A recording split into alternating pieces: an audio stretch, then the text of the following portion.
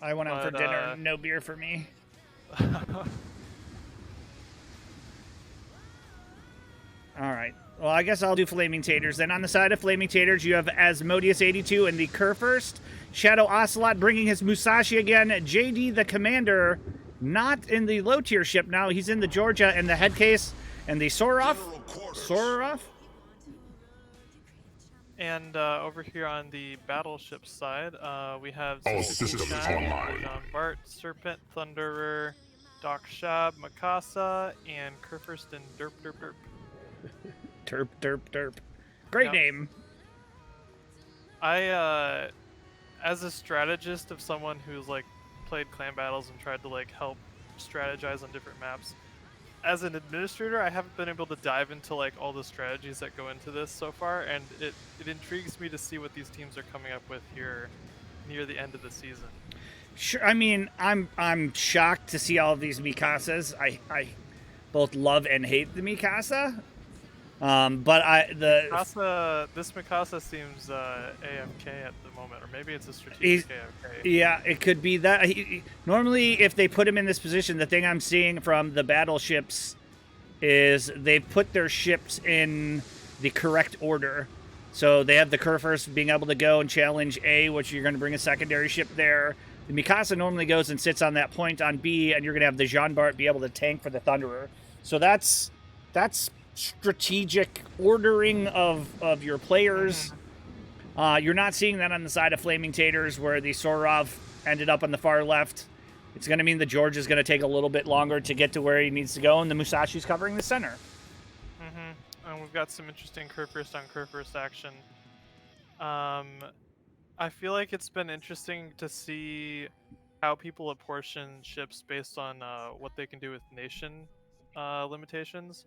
Like the Pommern's been strong, Kurfürst has been strong, Der Gross has been strong. And both teams went with Kurfürst. Well, and there was one team we had earlier that brought the Julio, which opens up a whole nother branch, which gives you even more options for a tier 5. Now, the Kurfürst is charging. We're going to see a straight Kurfürst battle at A. Yeah, that's interesting. I think we're going to have an early ram. The battleship's Kurfürst is positioned where he could take some fire. Oh, wow. We're maybe going broadside here? Oh, okay. So battleship's Kurfürst is going broadside right now. He could dive the island maybe, but he's going to take about 40k to do it. Doesn't seem like he's getting the worst of this, though. Somehow he's putting more damage on Asmodeus than he's currently taking. Yeah, I think Asmodeus fired right as he started the turn, so it just... Oh. And we're seeing the Musashi over the island. He did this last time. And that's going to be the difference maker. Now Derp Derp Derp is in Derp Derp trouble. But he's still managing to put almost equivalent damage on him as Asmodeus, which he's getting the cap, but, you know, with those secondaries coming, you're not gaining anything there. I think he's staying back to avoid being shot by something else, but now you've got the Georgia firing through the gap. This is amazing focus fire. Well, it was very smart of the Georgia to back up. I think the Georgia moved up in front of this island. Now he reversed to get all of his guns in play. So he's got effectively almost 3 heavy hitters looking at him right now. The Mikasa is awake and heading to join the fray. I'm not sure how much he can contribute. Well, and I'm seeing the Suvorov in that perfect come to the cap and get rammed position. We've seen one team do this, and it worked out really effectively. If they're going to push with the Thunderer, I'm going to scream. Yeah. You do not push with the Thunderer. Yeah, exactly.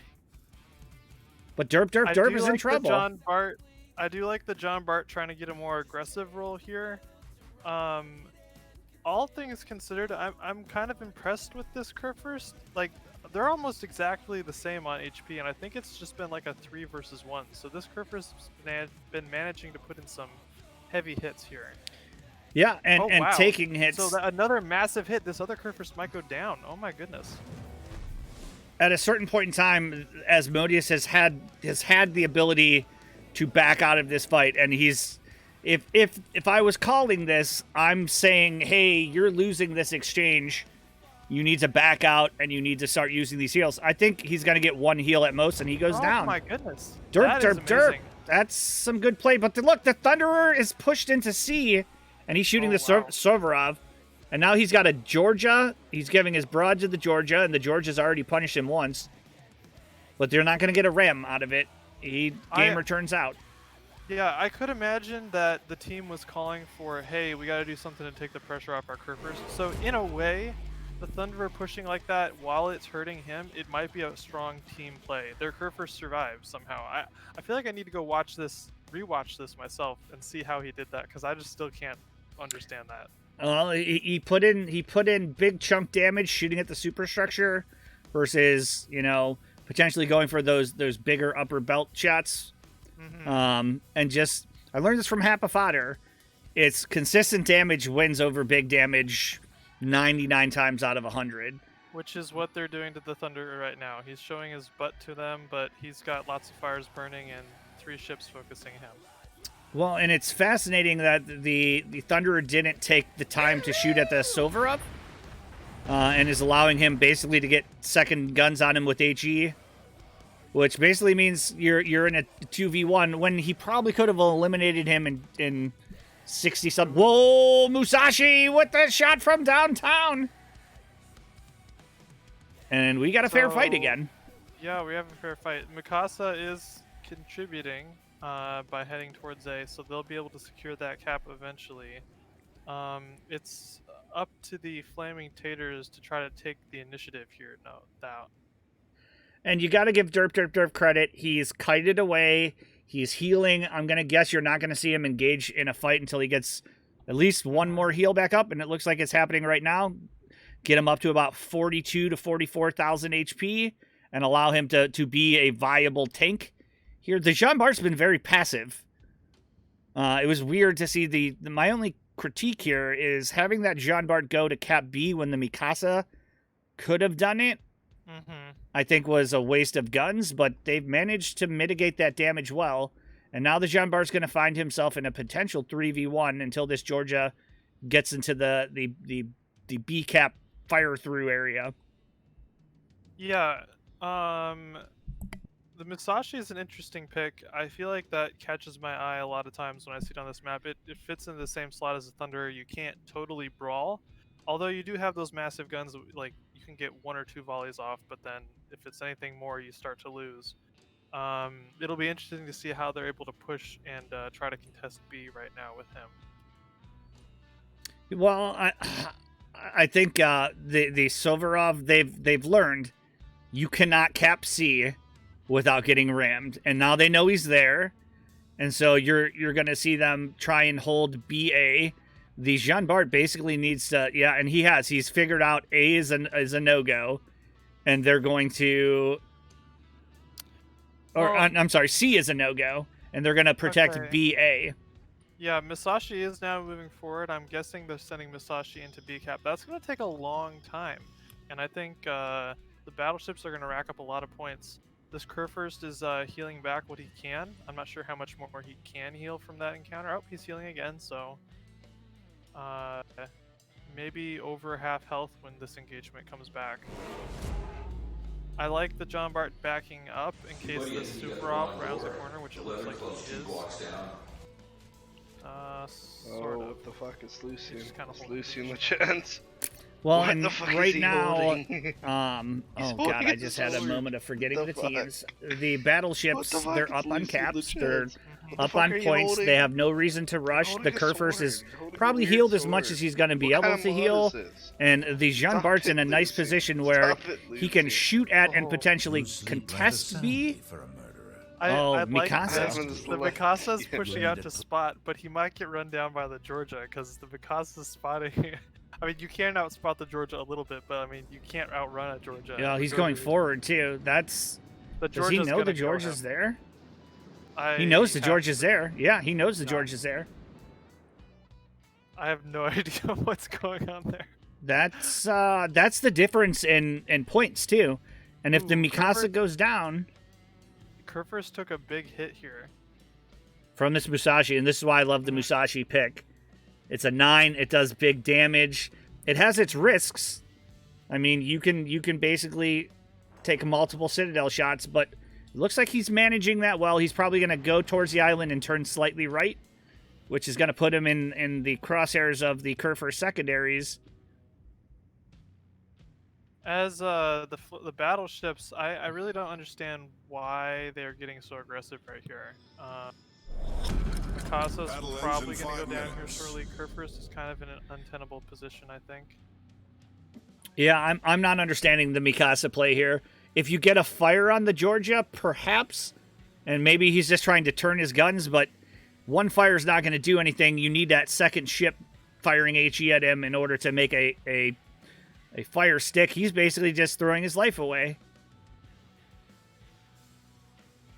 And now that Thunderer not killing the Silverov is probably going to bite them in the butt, because he is going to be able to go around, and he's going to potentially start shooting HE at the Jean Bart. Now, the Jean Bart is, I mean, he's very, very cautious. He's doing a lot of maneuvering, and he's not really in these fights. The Georgia is going to be able to go cap A, and I think this is where we see Flamin Taters turning this around. Yeah, they've done it on points. But the Jean Bart has caught the Silverov off guard. The Silverov took 8K off the Jean Bart. Hero shots. Absolute hero shots.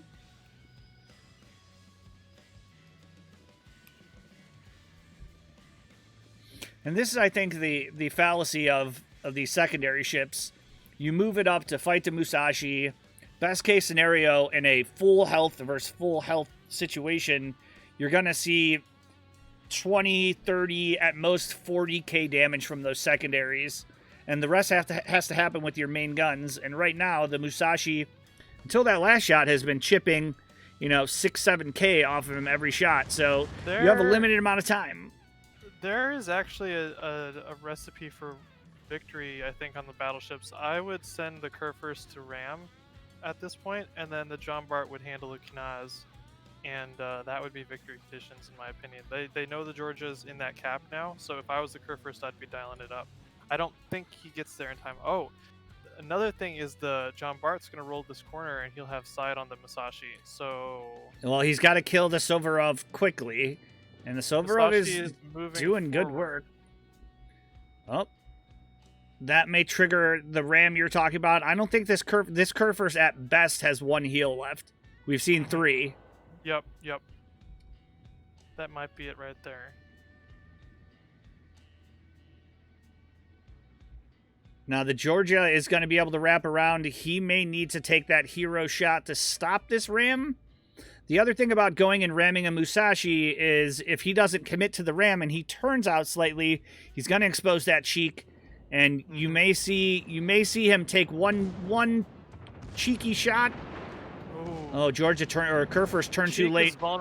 Cheek is vulnerable right now, I'd say. He's not pre-turning his guns though. Oh, it doesn't matter. Wow, Kerfer's with the hero play. And there goes the Silverov, and now the Georgia gets a shot down, and he takes out the Kerfers. So he was able to get the kill without the ram. That's impressive, and... Jean Bart's just letting his secondaries do the work? Yeah. Nah, he's got his guns turned. Oh, wow. Georgia doesn't even cap. I mean, it makes sense he got there in time to finish off the Kerfers, but I think you're just kind of screwed. Even the Jean Bart could seek out a ram straight up right now, and that would be victory. Oh, he hides. 122 left. No sense to no sense to fight. Yeah, don't even give the Georgia the opportunity. So I think the hero of this battle has to be the Kerfers, able to take out the Musashi in time. And it looks like he's just going to stay there and see. And that Kerfers won a 3v1 almost. So, I mean, Jean Bart was, extra cautious, but that HP in the end is going to be what's going to secure the win for the battleships. And realistically, I mean, that Georgia could have capped A. They held C for a while. Yeah. Time was an issue. I think it may have been a smart choice regardless to try to push it. Go for the kill. I mean, no, in no world is the Georgia going to be able to kill a Jean Bart in 15 seconds. So I think this is definitely going the way of the battleships. But strategic play here. We've seen kind of three forms of play. One has been kind of shoot at the ship in front of you. One has been very strategic, and the other has just been YOLO and scare the crap out of the enemy team and see if you can kill things. I like the strategic play. The way I play is I like this type of gameplay. It's not always as exciting, but I like seeing play, counterplay, and counterplay. Yep. I have to imagine that if these guys are building out special captains, they're speccing 1 or 2 ships with RPF. Well, and that's a good use of your tier 2, tier 3 ship in the middle to get some information. I never thought about RPFing a Mikasa to know if you can go free cap the left or right side, but it would make sense.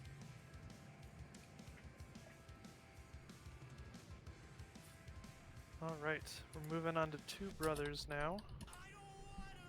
When we were play testing, we ran an alpha and beta test, and Two Brothers was sort of it was the last map that we added to the rotation, and there was heated questions on whether or not we would allow Cyclone as an option, and we decided against it. For battleship play, I mean, that gives secondary battleships such an overwhelming advantage. Yeah.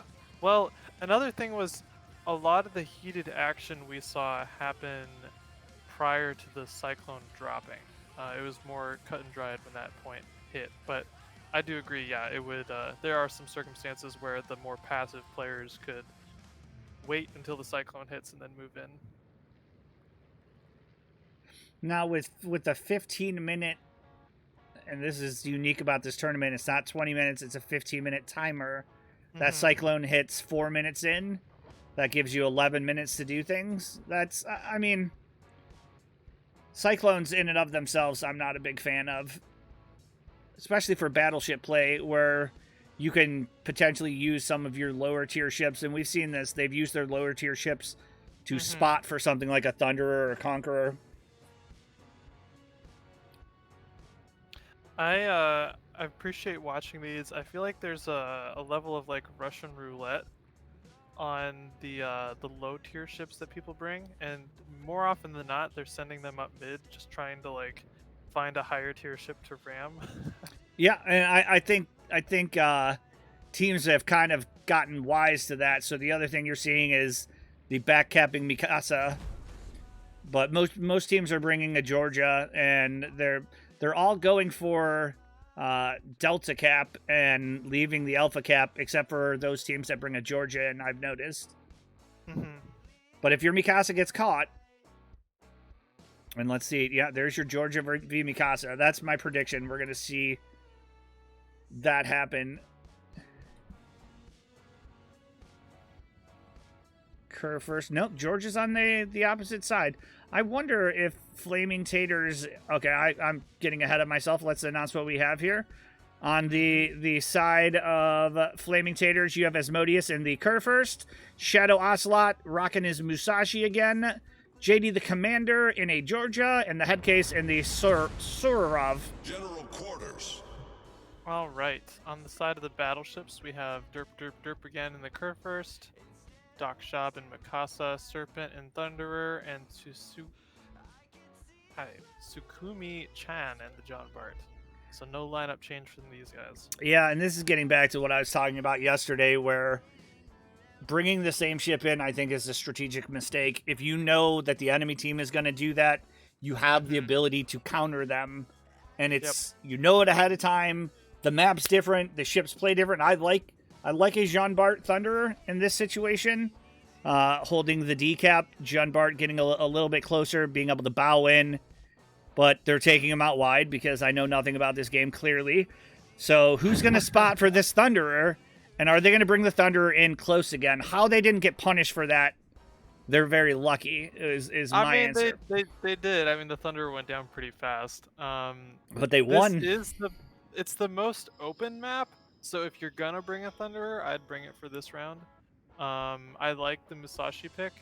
And one thing I would add to your thought of mixing it up is if I was designing maps and designing strategies, I mean, these guys didn't change their roster, but um, theoretically, they've planned out their compositions and they would stick to it. To a certain level, you wouldn't want to get rattled and switch up composition as per what the enemy is bringing because they might be doing the same. So, but the way this is, at least in the early sessions and up to yesterday, if they were changing ships, they were backing out and speccing a commander. Now I think they should have that settled by now, but if you counter and they counter, then you end up with basically the same situation, and you're in no worse shape. If you counter and they don't, that puts you at such a strategic advantage. And I think for these maps, there's definitely different ships that make a huge difference on different maps. And bringing the same ship in every time, it just, not only that, it makes you predictable, and it limits what options you have. So the other team knows basically that these Jean-Bart and Thunderer are going to be together, or the Kurfürst and the Thunderer are going to be together, and so they can expect that. Now, see, this is interesting. You see the Georgia going down the center. Which, if the Mikasa goes he's slowed down. Georgia's slowing, yeah. It seems like the Mikasa is. Oh, we've got a. Okay. It may have been a mulligan. Yeah, I'm trying to figure out if anyone screwed up. Thunderer, Mikasa, Jean-Bart, Kurfürst. No, someone must have disconnected. And so everyone is aware the rules are they have to bring in the same ships. Yep. So whatever that was, we'll get back to it. Now this time, and this is we've seen this situation a few times, where you have and I never took into consideration radio location, where you have a general idea. Hold on one second. Hey, Facey! Thank you for 9 months, brother. I appreciate it. You have an idea of generally where they're going to bring the ship, so do you make a change? And we were seeing both teams basically leaving A alone. A's been left alone almost perpetually, and it makes sense. There's more cover in D for both teams.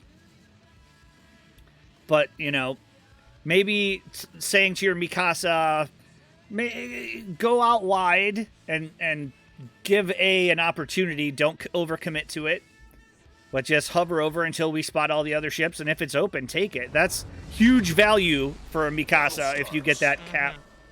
Yeah, definitely. I think the green spawn on this map usually benefits because they have that little snuggly spot outside of decap. Easy to engage, easy to disengage. You can just wrap right around the island. And it's interesting to see how people play on that and use that to their advantage or disadvantage. Well, typically if they're using that spot, they're putting something like the Musashi out on the big island at C89 to be able to get some type of cross shot.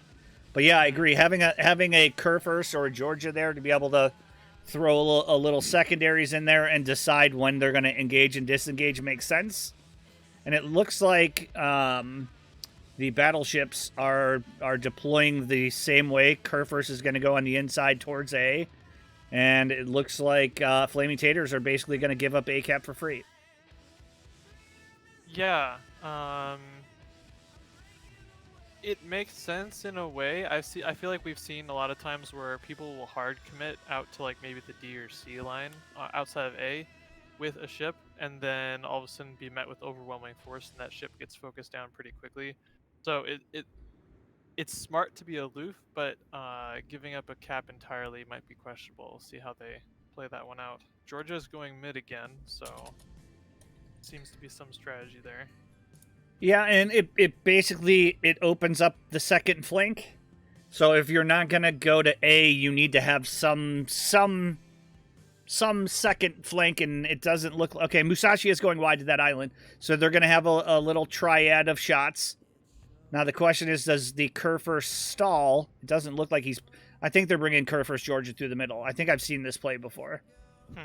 I mean, it's not a bad move. Georgia's pretty fast, so he'll probably need to slow down, which is maybe what we saw that first time. Georgia's slowing and waiting for the Kerr to move together. But if you have radio location here... Now, yeah, radio location Mikasa. I've seen this against a Sovarov where the Sovarov went and spotted this out, and they knew they were there, but they weren't able to do anything about it. We'll have to see. It looks like they definitely know something's going on in the middle. Yeah, that's part of why I was thinking if I was going to have one ship bring RPF, you almost want to definitely bring 2 ships with RPF so they can sort of triangulate where is our closest RPF, where are we seeing some of these things. If the Mikasa has RPF on the Georgia, it's kind of like, yeah, they're over there somewhere, but they don't know how close. Oh, well, we're seeing Georgia playing now. They know for sure they're in the middle.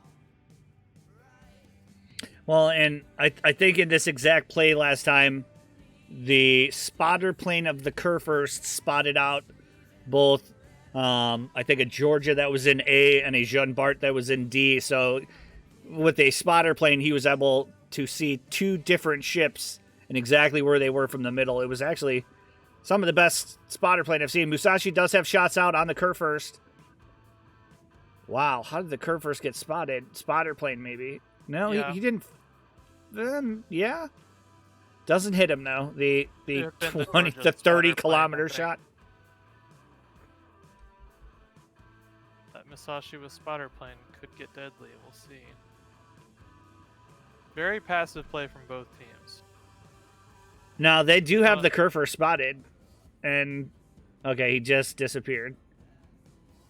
Yeah, Kerr is prepping for those guys moving into A. And it's advantageous that they're sending the Mikasa into A right now. But I think that they're still planning to see some sort of ships outside of A. So, let's see what we find there. Well, and the Thunderer has to have his guns are kind of in between the two. He knows the Musashi's over there. He's in a stern in situation, but in order to stop reverse, they know something's in the center. He's got to be careful here. He's given a little bit too much angle for my liking. He's turned his guns towards the center. They know it's coming. Now the question is who's gonna act first. Now that the Kerr is here, I think we're gonna be seeing the Kerr Georgia come through the middle, and they're waiting for them. To be honest, I mean, I get it that the Musashi's long-range ship. It seems like Kerr and Georgia, they are definitely going to make an appearance at some point. When they do, it would be pretty smart to have the other part of the team also make some sort of half-step offense, at least, to try to draw attention, and I don't really see that happening right now. I don't really see... Kinaz might be backing into the cap, but they're very much out of the picture, so once this Georgia Kerr pop, they're going to take focus from almost the whole team, I think. Wow, this is very passive play. I mean, it's strategic and passive, and the Mikasa's capping A, so now they should know where every ship technically is except for the Jean Bart. Yep. And at this point, if they haven't seen it and it hasn't capped A, it's pretty safe to say that it's by the island. There's just over 9 minutes on the clock, so with this cap being flipped and so little time left on the clock, it might turn into a full charge brawl. Full charge brawl, just and like frantic movement at the end because no action's been happening so far. Yeah, the Sovarov needs to. Oh, hi, Golden Retriever.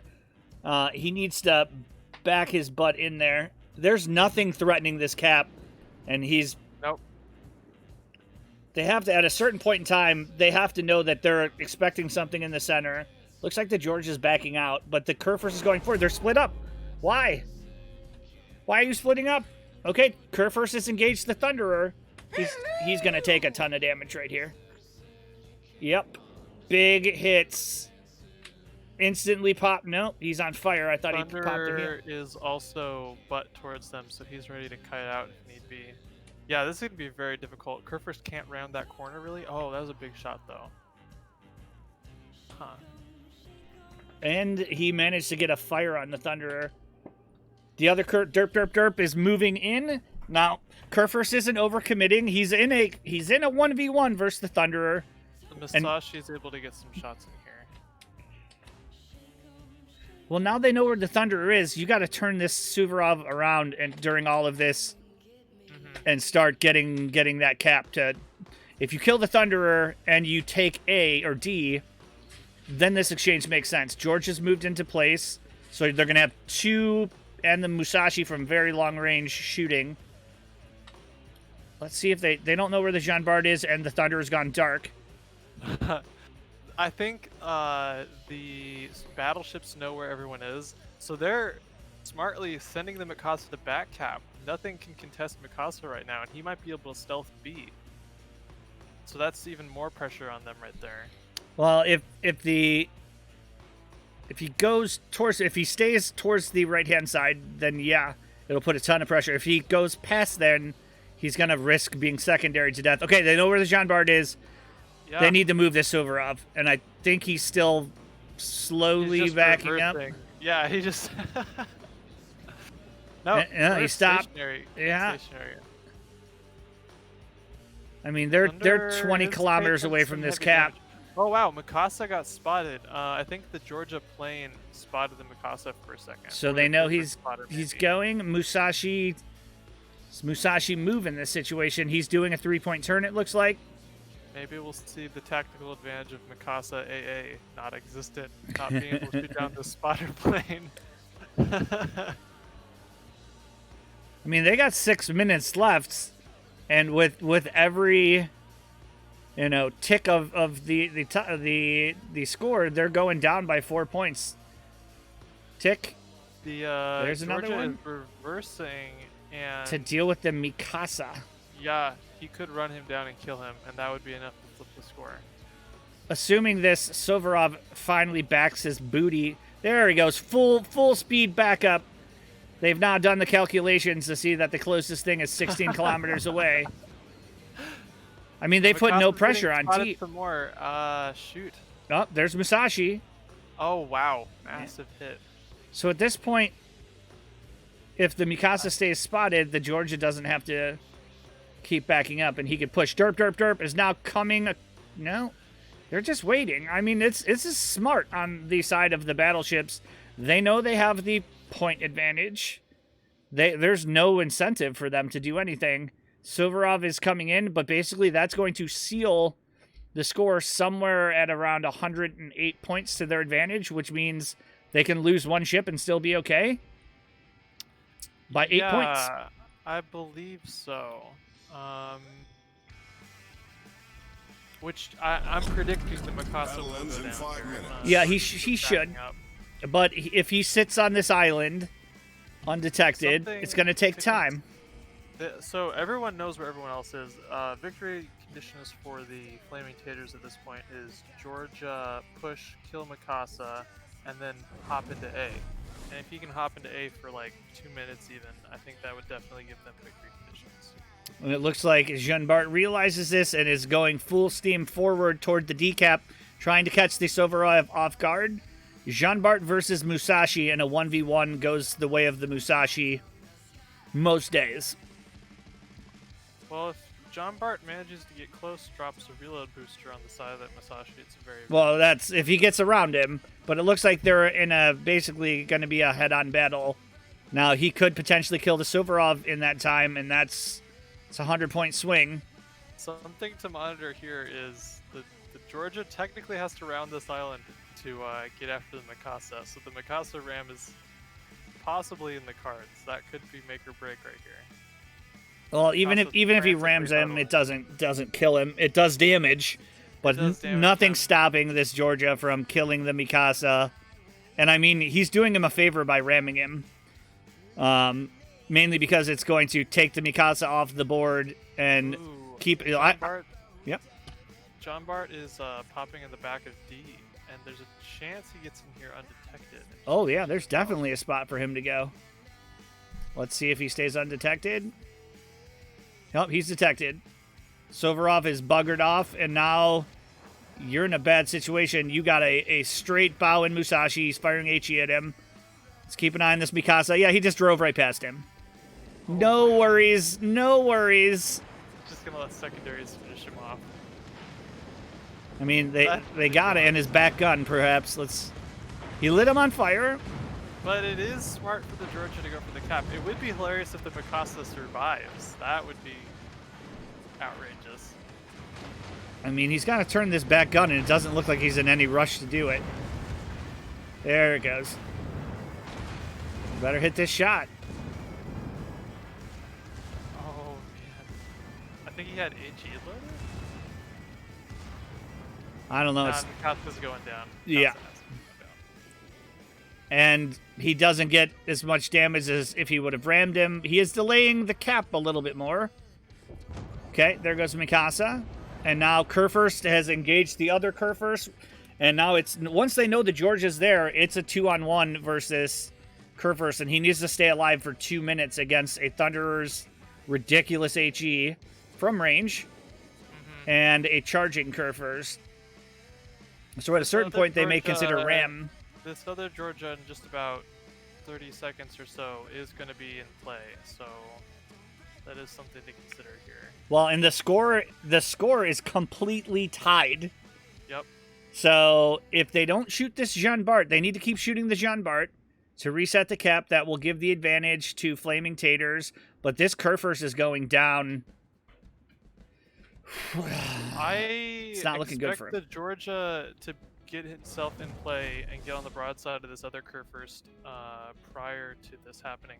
There is like a mental shift a little bit. They know the Thunderer was damaged previously, and I think that was taking the focus from this Kurfürst for a while, but now that both of them can focus on this other Kurfürst, they should be switching to him, which it looks like is happening. And Georgia needs to turn left hard to make sure he's not giving a big potential shot to this Kurfürst. Minute 3 left. Points have shifted in favor of the Flaming Taters because of the A-cap by the Georgia. John Bart getting a massive hit on the Knaz. Ooh, and that's their win right there. If they're able to kill him, yeah. 44 seconds. Also, this Kurfürst. Yeah, they all have to be just going in on the Kurfürst right now. Yeah, and I think this George is being a little passive in his play at the moment. 6,000 left on the Kurfürst, 4,000, one salvo from the Thunderer, and that's that. 1,000 left. Yeah, the John Bart over here might go down. I don't know. Well, so right now it's battleships win 18 seconds. If the Jean Bart goes down and the Servov stays alive, that's game. This is going to come down to the last shot from the Musashi. Let's follow it in. Here it comes. Nope. 5, 4, 3. He's not going to get a shot out. Wow. Oh my goodness. Wow. Another nail biter from this team. Oh my goodness. I mean, a lot of time for that to develop. Hold on, don't leave the training battle. You got to wonder that Georgia ended up losing the game with full health for the most part, minus whatever the Musashi was able to tick on him. So maybe he could have been a little more aggressive there, but that was strategic play. They brought 2 battleships up the center. I don't know what was supposed to pan out from it, but the result of it was 7 minutes of inactivity. Yeah. I feel like on that map especially, there's a lot of lag in terms of spotting. Nobody gets spotted for like the first 5 minutes or something. And if you're going to do a mid-rush, you have to sort of have some calculations going into that about when to pop the corner, when to actually push, that sort of thing. And until you get that information, it just doesn't happen. So especially on that sort of pass to play from both teams, the mid-rush didn't pan out for them. Well, the Thunderer was able to disengage. I think you have to have something, even if you use your Musashi as bait, you have to have them engaged in a fight in that decap in order for that mid to be able to come. But if they have radio location, they know they're there. It's not going to be a surprise. So we know going into this third game, I got to ask, organizer of this, what made you guys pick Epicenter for the third map? Yeah, It's the worst Epicenter map. we kept doing playtesting, and it was either Domination or Epicenter for this one. And honestly, my perspective is very biased, I guess. I haven't been able to get in and play a lot of these matches, but I like the pressure it puts to like force teams to hard commit to certain areas. And it's interesting with like the island placements and whatnot. It gives, I feel like there's just all kinds of cross shots happening. There's the a entire ton match. of cross shots. Yeah, so it might be consternation for the teams, but it's fun to watch, I guess. So we left it in there. Sure. And so we're looking at the same lineup again. No, we're not. Okay, good. Oh, interesting. So yep, go on. Go you. All right, I can go ahead. We have for the battleships, John Bart, Suzuki Chan. Serpent switched out for the Kremlin instead of the Thunder. Doc is in the Mikasa, and we have Derp in the Kurfürst again. On the side of Flamin Taters, you have Asmodeus and his Kurfürst, Shadow Ocelot and his Musashi, JD and his Georgia, and the Headcase and the Suvorov. So this is 3 different, very different maps, 4 same ships. Mm-hmm. And if you look at the side of the battleships, they have what I love, and they have the French battleship on the far right-hand side, which, in terms of getting these cross shots, that is the best ship you could possibly have there. He can hit that reload booster. The moment he gets your broadside, he's going to be putting twice the firepower down that anyone on your team is going to be able to do for a limited period of time. But that's all you really need to get that big damage to force a mistake. I have been pondering, I don't know what this Kremlin's build is, but there's a chance we're looking at a legendary Kremlin, which you lose a consumable and you lose some range, but you get 18% off your reload. Which, if I had one of those bearing down on me, I'd get afraid no matter what I was in. Yeah, well, they're bringing him into a position to potentially tank. We're seeing the secondary ships go into Torpedo Alley, which is normal. And you're seeing the Musashi go, I'm assuming, to this left side. But again, they didn't put the right players and the right positions in the order of the training room. And now they're spending a lot more time repositioning, which may put the Musashi at least at risk for a moment for a pretty big shot from the Kremlin if he gets spotted.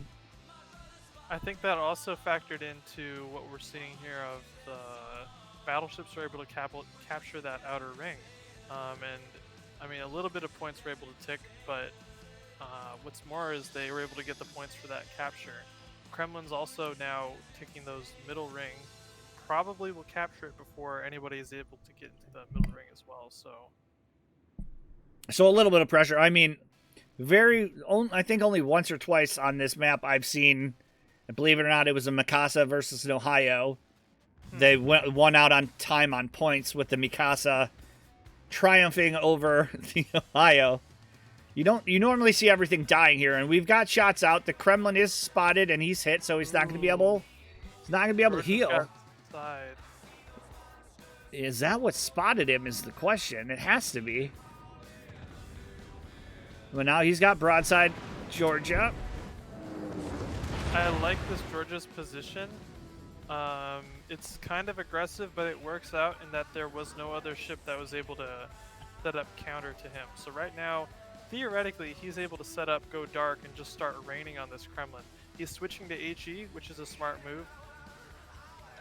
Again, the fact that this might be a legendary Kremlin, he is especially susceptible to HE spam because you have one less consumable. So we'll see what happens there. Well, the Mikasa has moved over to try and take his cap. Yeah. But they're stopping the cap there. Well, they know they're there, but he's obviously not spotted because the secondaries aren't going off. Well, let's take a look. No, he's unspotted. I just always feel so bad for these Mikasas, man. Like, you got all of these, all your teammates are, able to shoot things when you see them in a vulnerable position and do damage, and you're basically just existing. Yeah. When we first started playtesting this, the point totals were 34. So the lowest health ship we saw, I think, were like tier 5s, I think. All tier 10s and a tier 5? Yeah. But we decided to lower it in order to try to get some variation on lower tier ships. And it sorted itself out that Mikasa's more meta, so take that as you are. Yeah, if I had a team in here, you would not see a Mikasa. I guarantee you that. You know, for a variety of reasons. One being the morale of the person who has to play the low tier ship. Like, at least give them something that they could potentially ram and do damage in. Yeah. We've seen some Julios and Turpits do huge damage. The first day we watched the Turpits 4-kill. What? There was also a lot of spicy play from Gangits when we first saw this happening. Gangits being able to move in, get rams, get chip damage, become AG spammers. Yeah, and I mean, that's... Then you don't feel like you got a guy on your team who's basically just there to die last. Mm-hmm. I have no idea how this Kremlin keeps getting spotted. I guess it just has to be the Georgia fighter plane. Maybe the Kremlin's running a 0. He's unspotted now. Yeah. But the only thing that could possibly be spotting him is the Georgia. But it has to be the Georgia spotter plane, I guess. I mean, so the way the spotting works, it's the highest points on your superstructure, and it looks like the Kremlin just is peeking. The highest point of his superstructure is just visible via this spotter plane, this fighter, yeah. He is getting some return shots on the Georgia, and that just means he goes forward slightly. I like this position by the Georgia. He can't go any further, and he's trapped here. But in order to basically flush him out, you need to put something broadside to him. Yep, and he's in a good position to try to get after this John Bart should he advance anymore, or should he back up anymore. Again, very passive play all the way around. Well, and it boils back down to that first ring cap. Mikasa making some moves.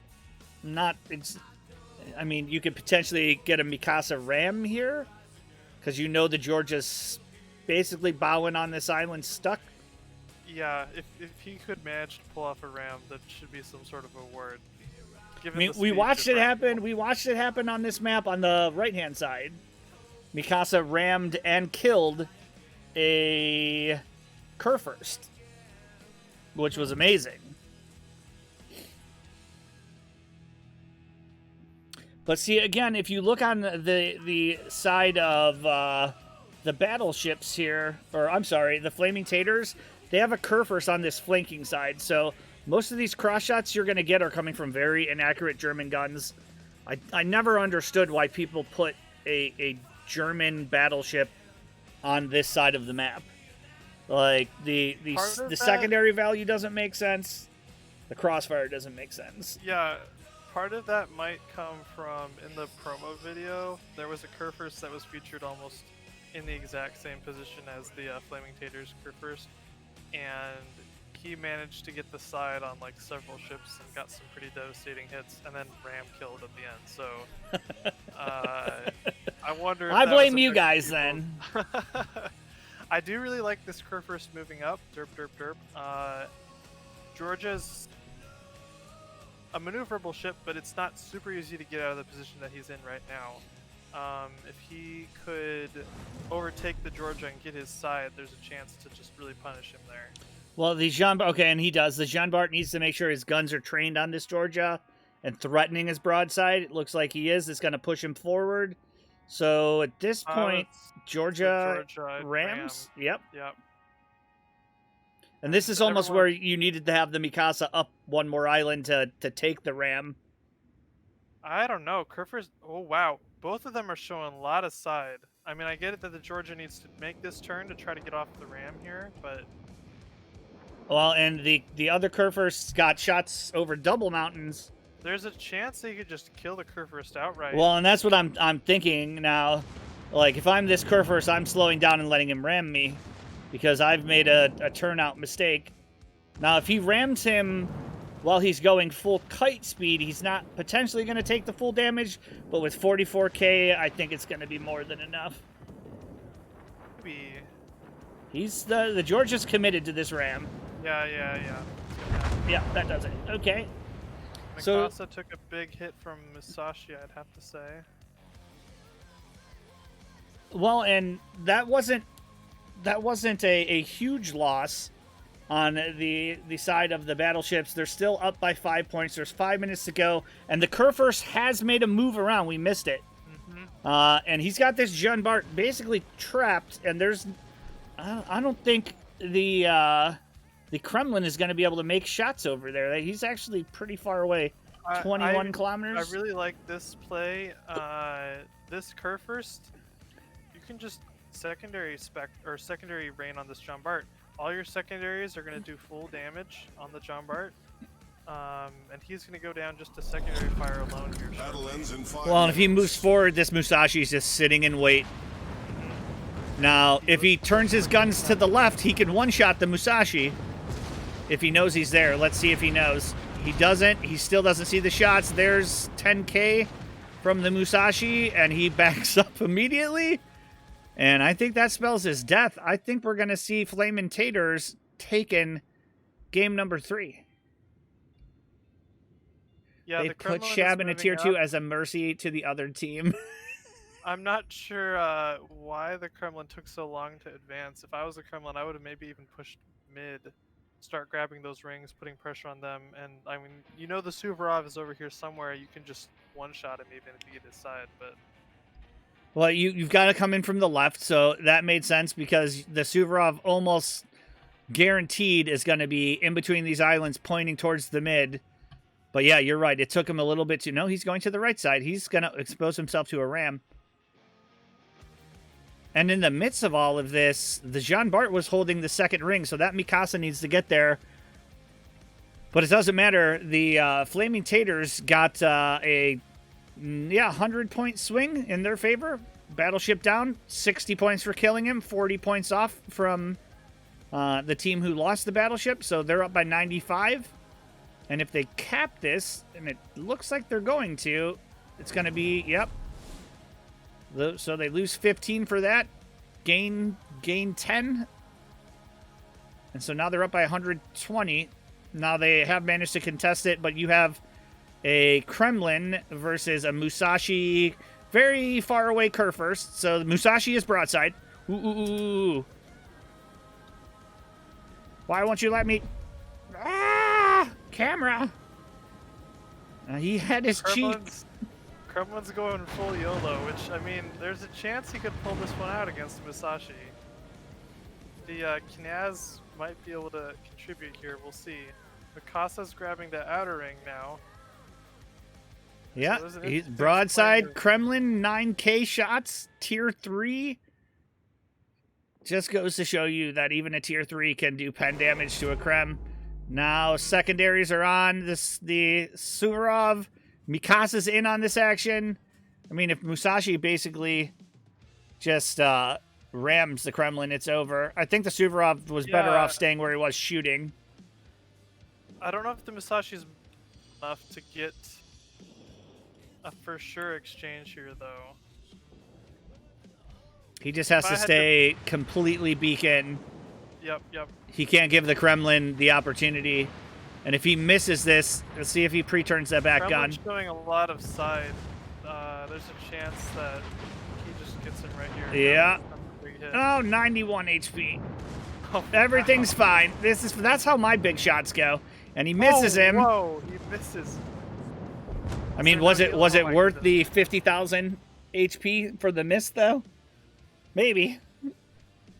Yeah, if he could have hung on a little bit more, and there's a chance he could have deleted the Musashi, but that's definitely going to be it. Flaming Taters taking map 3, so it's 2 for the battleships, 1 for the Flaming Taters. And now, see, this is what I talk about with the Mikasa. This guy, he's just waiting to die. There's absolutely nothing. It's the most helpless feeling in the game. Yep.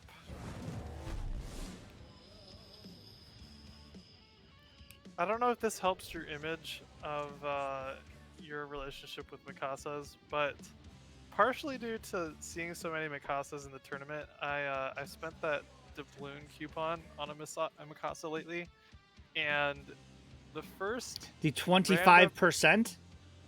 yeah. Oh, something I've like seen that. your in your forum. I've seen your Mikasa play. I mean, it's fun in tier 2. It's so dumb. I got a double kill.